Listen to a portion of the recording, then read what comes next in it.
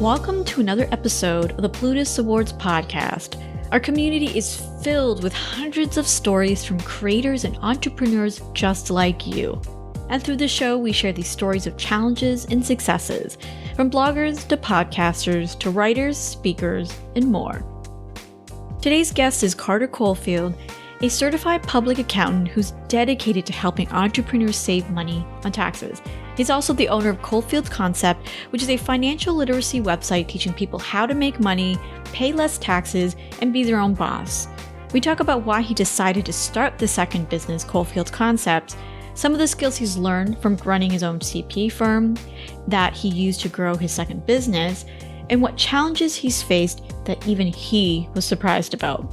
Let's dive right into my conversation with Carter. Hey, Carter, welcome to the Plutus Awards Podcast. Thank you so much for having me, Sarah. I'm super excited to be here. Excellent. I would love to dive into Coalfield Concept, which is your latest business, and tell me why you decided to focus on that instead of your former/current business. Yeah, so I'll give you the quick story. So Coalfield Advisors, which is my financial services and accounting firm, I had that since July 2017. It's been doing amazing. It's still doing amazing, but the better I got, the higher my prices went. So a lot of people couldn't afford me. And that was fine for a while, but after a certain point, I looked myself in the mirror and say, is it okay that just because somebody can't afford you, does that mean they should be able to borrow your brain for questions and answers, things like that? So it really kind of pushed me into how can I make a bigger impact outside of people that can afford to work with me one-on-one. And that's when I came up with the idea of Coalfield's Concepts, which is a podcast. It's, a financial education website. I have classes and all this stuff because just because people can't afford me doesn't mean they don't deserve the services and their questions answered. So this allowed me to make dramatically bigger impact and touch so many more lives that I wouldn't have been able to touch within my firm. And when did you launch Coalfield's Concepts? I launched it, we're in March of 2021. We just talked about this before the show. I have no idea what month or year it is. It was around January or February of 2020. So right when COVID hit and we were in quarantine, I had so much more time on my hands. I was like, this is a great opportunity to really just lean all the way in on this platform and give it your all. And it's been amazing ever since. Yeah. I'm finding very interesting what you said about, okay, can I still have a high impact even though someone can't afford my prices? Now, of course, you are in business to make an impact, to provide a lot of value for those who need your services or products. But at the same time, as a business owner, you also want to remain profitable because you need to keep the lights on, right? So when you were developing this business or the business model, how did you come up with pricing so that people can afford it, but you're still keeping the lights on? Absolutely. So, Sarah, to be completely honest, I used some of the money from Coalfield Advisors, my firm, to kind of fund Coalfield's Concepts. A lot of business owners do, right?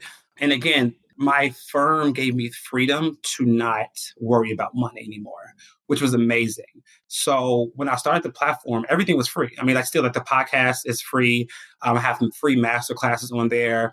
And yes, we have some paid subscription services and courses like that, but it gave me the clarity to start and not think about money and just come from a pure place of how can I add the most value to the most people and get the most questions answered. So I was able to start from a place of pure giving impact and then kind of roll out different pricing for different products and services and classes. And it really, for me at least, was a great way to you get to find out what your audience wants to buy from you or wants to learn more about, and then create it secondly, versus a lot of businesses start with their product or services. They don't even go and ask the people what they want. So it's actually a great way to reverse engineer the way I started my first business, and it made it way more profitable and it could scale way faster. Right. So what were some of the ways you got feedback from that free content? Oh, yeah. So a podcast, people would always either DM me or shoot me an email about what they wanted to hear a podcast episode on. And then that got me understanding. And after every podcast, I would ask, hey, send me some more questions. And people would DM me with questions. My Instagram following grew from 4,000 followers to 30,000 followers in about 9 months, just because so many people wanted to be a part of it. So then I kind of knew hey, what do you guys want? And say, hey, can you make a tax course to teach us how to live tax-free like you? And I made that. And then, so I got feedback from the audience with the podcast and with some of the classes. And then I then turned that feedback into a product that I can then sell to the audience. Right. Is it safe to assume you didn't build your audience for Coalfield's concepts from scratch? Were some of them already your clients or they knew of your firm? Yeah, so I would say it was about probably half and half because even when I had Coalfield Advisors, a lot of people knew about me and I was giving a lot of education. I spoke at FinCon, so I had a following, but I think when people see that you're not only giving out valuable content, but willing to give it out for free and willing to have a bigger purpose behind it. Like I told everybody, the reason I'm starting this is because I want to be able to give people the financial education that they need, especially for like minorities. Because I think we talked about this before, Sarah. I came from nothing. I didn't know about money. Nobody in my family knew about money. And so now I'm able to impact my friends who might have been too shy to reach out to me one-on-one, but they're able to listen to my podcast and then tell me later, like, dude, like, you really changed my perspective about money. Yeah, that's awesome. I think having a podcast or even a online platform really opens a lot of doors in terms of conversation. So that's really wonderful to hear. Tell me about the first product that you launched and why did you decide to do it? And were there kind of any hiccups as you were launching? Yeah, so the first product I launched to sell with the Coalfield's Concepts was my tax-free living course. And basically, because I'm a CPA first, people always ask me how to save money on taxes. And then I started like publicly telling people like, how much money I made in my firm versus how much taxes I paid. And they're like, how is this even possible? And I told them it took a lot of planning. So people really, really want to learn that because, as you know, Sarah, taxes is everyone's number one expense, right? The average person paying about 40% in taxes. So I launched that course and it did okay. But like, when you launch something, you think like the whole world's going to want to get it. And like, you're so hyped about it. And I think we sold like 10 courses like the first launch. And I was like, what am I doing wrong? So I reached out to everybody I knew in the personal finance space, a lot of people from FinCon, and they taught me how to properly launch, how to properly get people excited, and how to then properly sell your digital products in a way that not only can make you profitable, but can help people get out their own way to purchase something they need. So, what were some of the changes that you had implemented? I didn't even like have a launch plan in place. Like, supposed to have like a 7-day launch. I was just like, yo, here it goes. Like, go buy it. And that was the problem. So one of the things a lot of my friends in the digital, I guess, selling space told me, you need to have a launch. You need to have a countdown and get people really, really excited about the product that you're about to offer because the studies show people need to see something like at least 7 times before they even think about buying it. So I built a proper launch plan. Secondly, I had such a scarcity mindset around it. And what I mean by that, I thought if I gave out a little bit of information about the course, people wouldn't buy it anymore.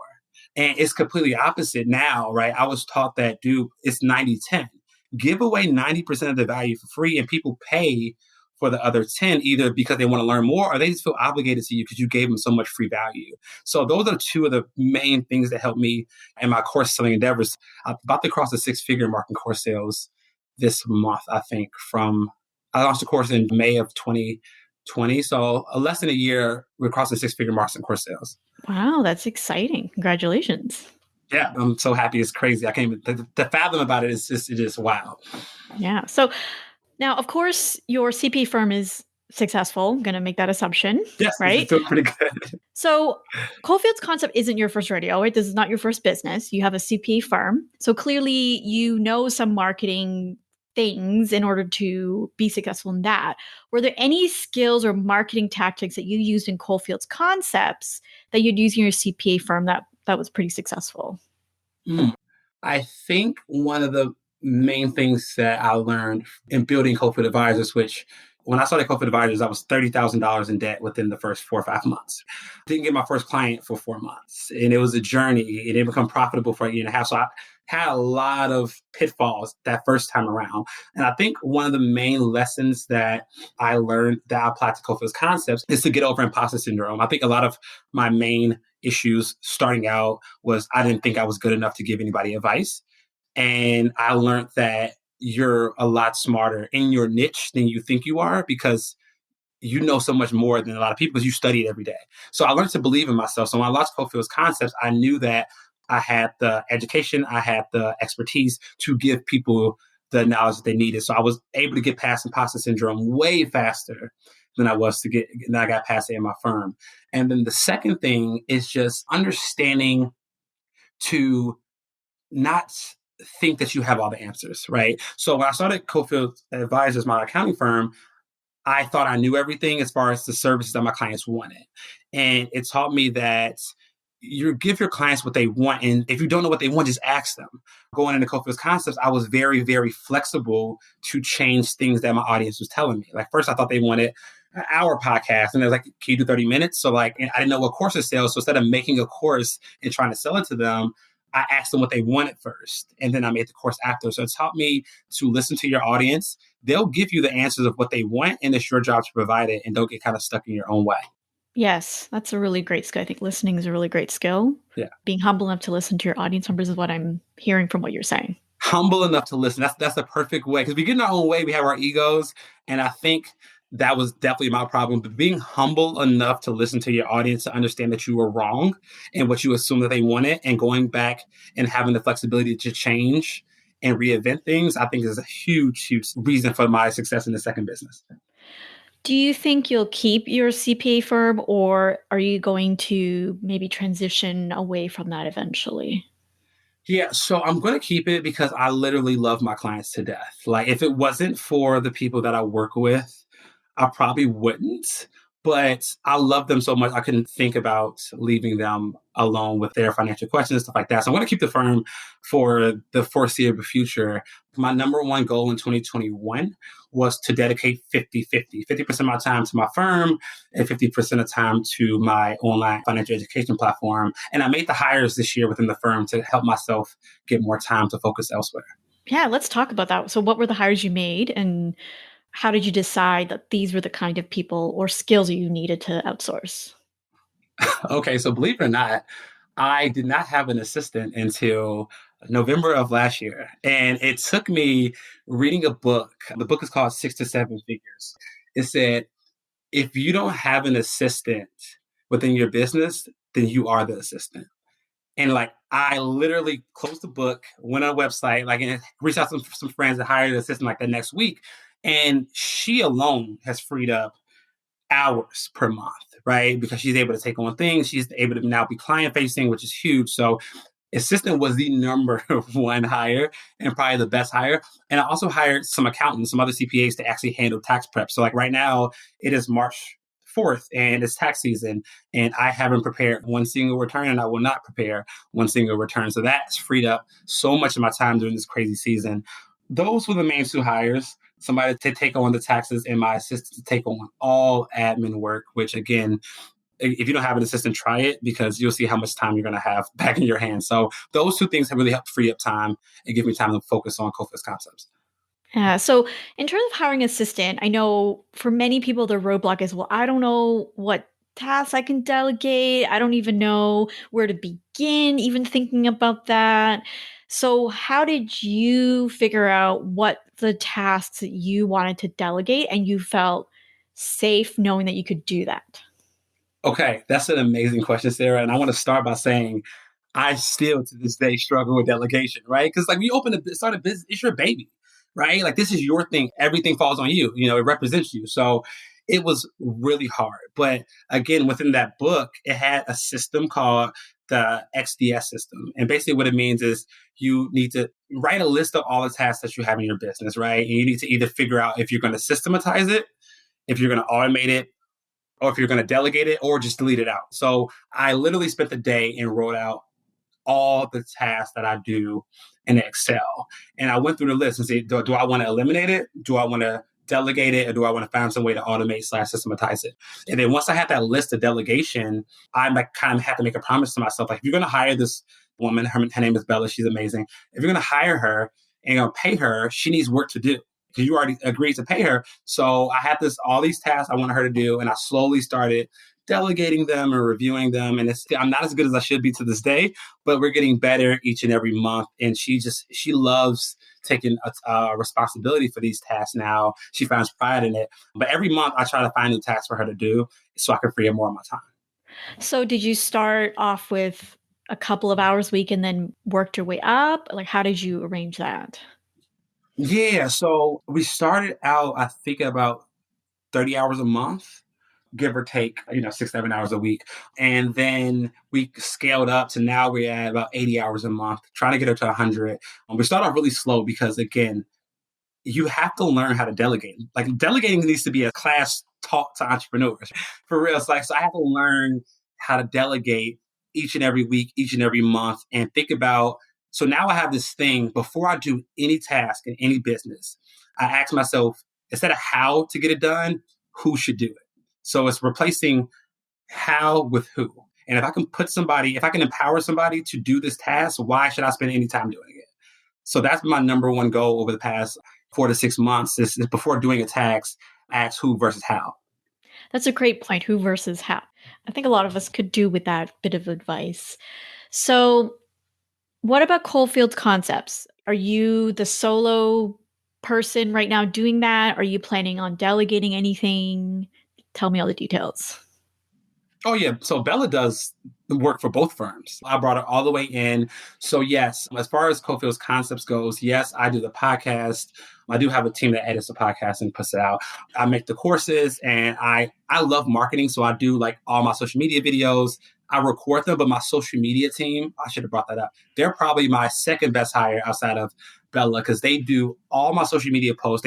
I create the videos, but they edit, they filter, they post. And you realize how bad you are at something when you hire somebody to do it and they do 10 times better the work in a quarter of the time, right? So my social media team has helped my Instagram following grow, help get the word out. So within both firms, I found ways to delegate a lot of tasks. And again, my goal this year is to get better at that so I can have a bigger impact and still keep my time, right? Because that's what we all want ultimately.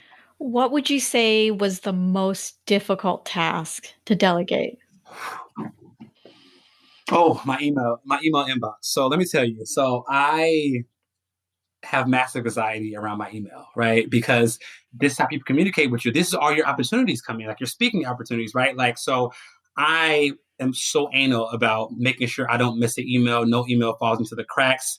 Believe it or not, yesterday when you sent me the update for the podcast, I forgot to put it on my calendar. So your email saved me. So things like that, right? Well, and Bella found it and sent it to me and added it. But my point is that was the hardest thing for me to delegate, but that was the thing taking up the most of my time. Checking emails 6 times a day. You're spending 45 minutes every time you check your email. And then there's actually a lag in your brain from changing subject to subject. And it takes about 15 minutes to switch. So I'm losing an hour every time I check my email. If I check my email 4 times a day, I'm losing 4 hours. So handing over my email to my assistant and giving her full autonomy to respond and delete stuff and respond on my behalf is absolutely the hardest thing. And every single time we talk every week, she says like, hey, let me do this a little bit more. And actually yesterday, she completely reorganized my inbox, added labels and everything like that. So I'm getting better at it, but that was obviously the hardest thing.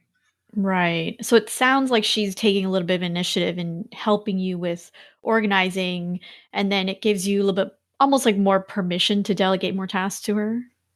Yeah. So like, when somebody takes initiative and really wants to own something, as a business owner, it gives you more willingness to give that.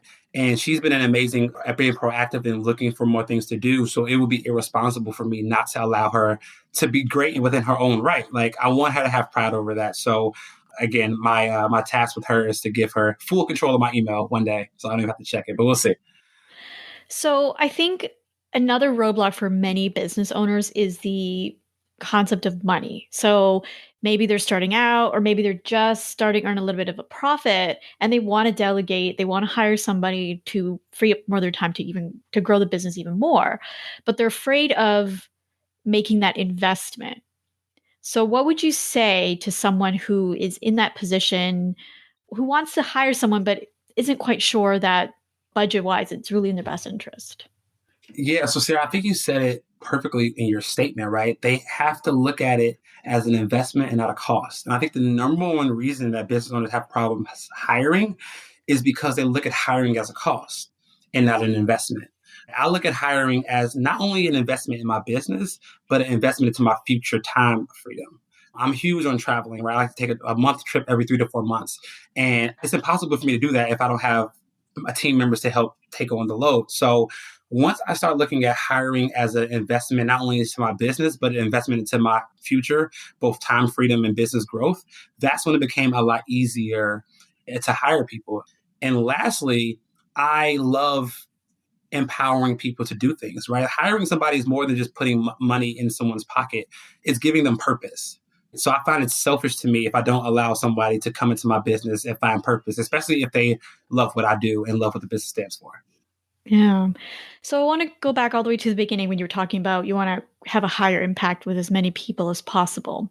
So I'm always really interested in business owners and the vision that they have for their business, whether it's what their current vision is or even within the next couple of years. So my question to you is, where are you hoping to take Coalfield's concepts and what is the vision for that?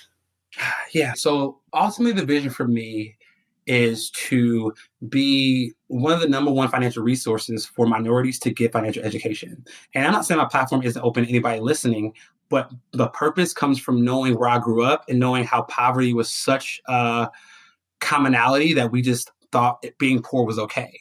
And I want to shift the narrative on financial well-being for minorities and give them a platform where they can come, they can learn, they can laugh, and they can feel empowered to take the concepts that I'm giving them and put them into their own lives. So that's the overall vision for the platform. And it might change in the future, but like since I've started to today, I think I've done a great job at doing that. And the feedback I've gotten is crazy. There's nothing that brings me more joy than a random person I've never met, never talked to, sending me an email or DM telling me I changed their life because of something I said months ago, right? Because you just don't know how big of an impact your words can go until people tell you. So that for me is the ultimate win. And what would you say might stand in your way to achieving that? Probably just me, right? Getting in my own way, whether it's mentally not thinking I'm able to do certain things. Again, letting imposter syndrome creep in, me being too prideful and not hiring people to allow me to grow faster. So I think that, and this is the way I live my life, right? Nobody can stop me. I'm the only person that can stop myself, right? I've been through a lot as a child, and it gave me early perspective to understand that life is not about what happens, it's about how you respond. So the only thing that I think can stop me is me getting in my own way. And I continue to try to read and put great people around me so that I don't allow that to happen. Oh, that's amazing. Well, Carter, where can everyone find you online? Yeah, so you can find me at coalfieldsconcepts.com. If you go there, you'll literally be able to find everything, all the courses, the masterclasses, the podcast, all that jazz. So again, that's coalfieldsconcepts.com. All right. Thank you so much for coming on the show. Thank you so much for having me. Sarah, if you ever need me again, I'm always here. Hope you enjoyed today's episode. Let's take a look at some questions and lessons we can learn from my conversation with Carter. So question or lesson number 1 is, how can you make sure that you have a roof over your head and you make an impact in your business?